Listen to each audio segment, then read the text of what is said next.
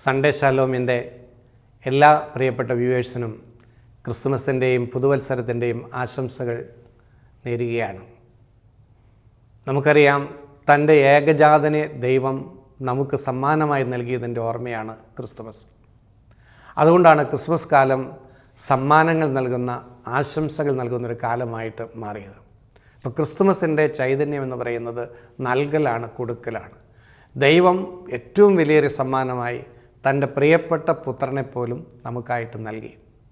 അപ്പോൾ ഈ നൽകുന്നതിൻ്റെ ഒരു അരൂപിയിൽ വളരുമ്പോഴാണ് ക്രിസ്മസ് സാർത്ഥകമായിട്ട് തീരുന്നത്. നമുക്കുള്ളതെല്ലാം ദൈവം തന്നതാണ്. നമുക്കുള്ള അവസരങ്ങൾ, നമുക്കുള്ള അറിവുകൾ, നമുക്കുള്ള കഴിവുകൾ, എന്തിന് ആയുസിൻ്റെ ഈ കേട്ടുകൊണ്ടിരിക്കുന്ന ഈ നിമിഷം പോലും കർത്താവിൻ്റെ ദാനമാണ്.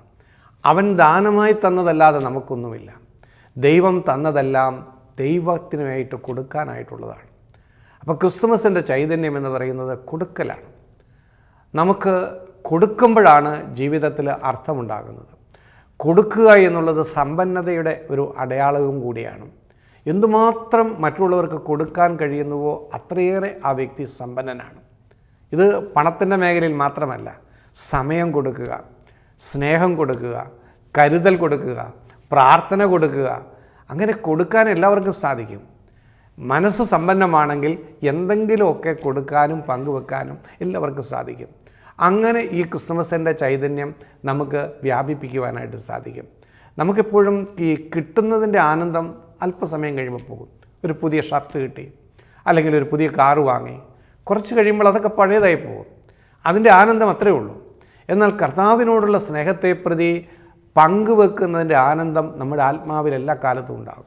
അത് നമ്മളെ ആത്മാവിൽ ശക്തിപ്പെടുത്തും, കൂടുതൽ ആനന്ദമുള്ളവരായിട്ട് മാറും. അതുകൊണ്ട് നമുക്ക് ഈ പുതിയൊരു വർഷത്തേക്ക് കൂടി ഒരുങ്ങുന്ന ഈ ക്രിസ്മസ് കാലഘട്ടത്തിൽ കൊടുക്കുവാനുള്ള കൃപ കിട്ടാൻ വേണ്ടി പ്രാർത്ഥിക്കണം. കിട്ടാത്തതിൻ്റെ പരാതി ഉപേക്ഷിക്കണം. കിട്ടാത്തതിനെ ഓർത്തുള്ള വിലാപങ്ങൾ ഉപേക്ഷിക്കണം. അത് ജീവിതത്തെ ദുരിതപൂർണ്ണമാക്കി മാറ്റും, ആനന്ദം നശിപ്പിക്കും.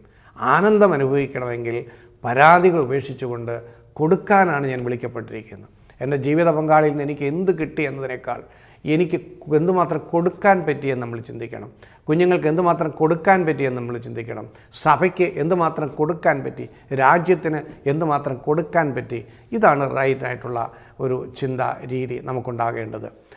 അതുകൊണ്ട് 2024 സമ്പന്നത നിറഞ്ഞ ഒരു ഹൃദയത്തിൻ്റെ ഉടമയായിട്ട് മാറണം.